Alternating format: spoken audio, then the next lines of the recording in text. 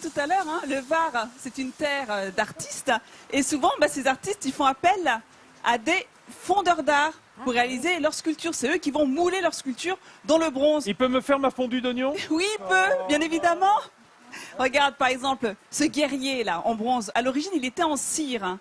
Et donc, Ouais. c'est un fondeur d'art qui l'a fondu dans le bronze. Vous allez le voir en image à Carcès, chez Laurent, qui est fondeur d'art, mais qui crée également ses propres œuvres.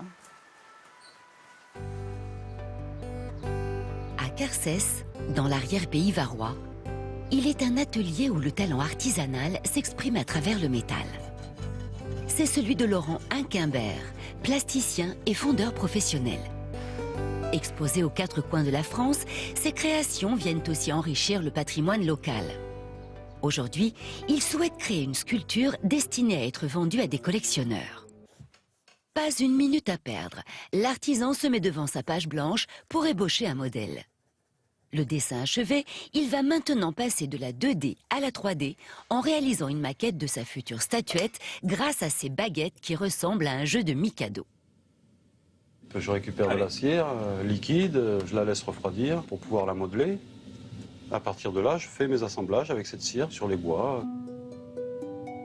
La cire permet non seulement de joindre les morceaux de bois, mais également d'ajouter des formes plus complexes à la création. Une étape cruciale aux yeux de Laurent.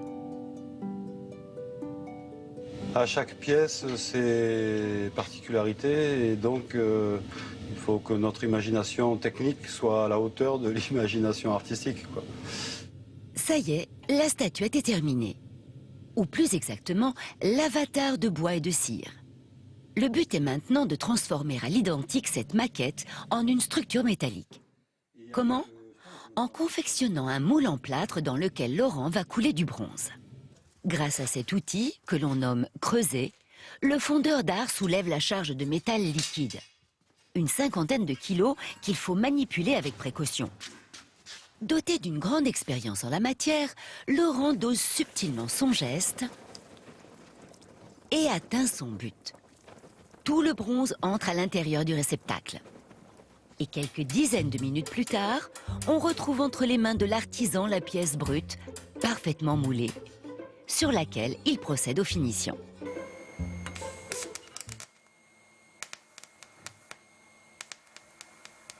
L'artisan soude la statuette à son socle. Et voilà le résultat.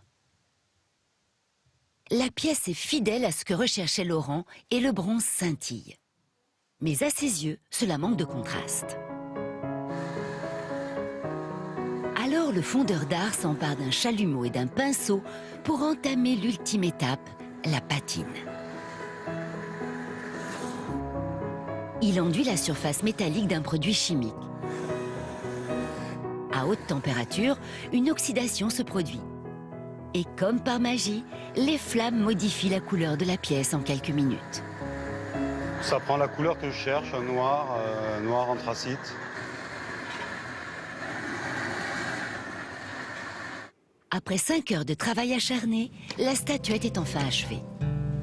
Une pièce unique qui prend place dans l'œuvre de Laurent, l'œuvre d'une vie.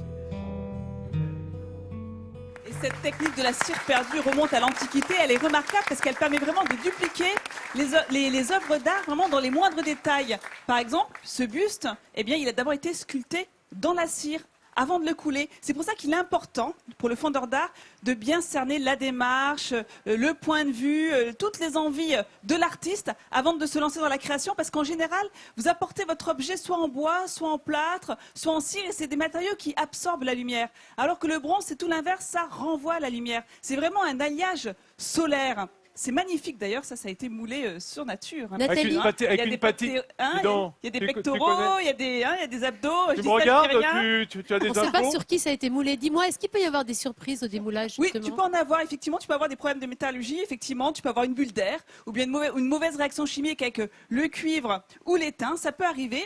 Et au niveau de la patine, alors justement, c'est là où intervient le ciseleur. Il va faire ce qu'on appelle les réparures, il va rectifier les petits défauts et il va finir l'interprétation de l'œuvre. Et après, on va jouer sur les différentes patines pour avoir toutes ces teintes. Et je voudrais quand même finir avec ce buste de femme. Oui, parce que tu Tout parlais de suite beaucoup devant, du garçon, j'ai trouvé. Il est magnifique ce buste. Et là, c'est un mélange de cuivre et de laiton. La coulée, il y a eu 2 coulées en parallèle pour faire cette espèce de mélange, pour avoir ces beaux reflets un peu dorés. C'est magnifique. Oui, c'est très Encore beau. un grand bravo à Laurent. Et on vous mettra tous ces coordonnées sur France3.fr, comme à chaque fois, bien évidemment. Merci Nathalie.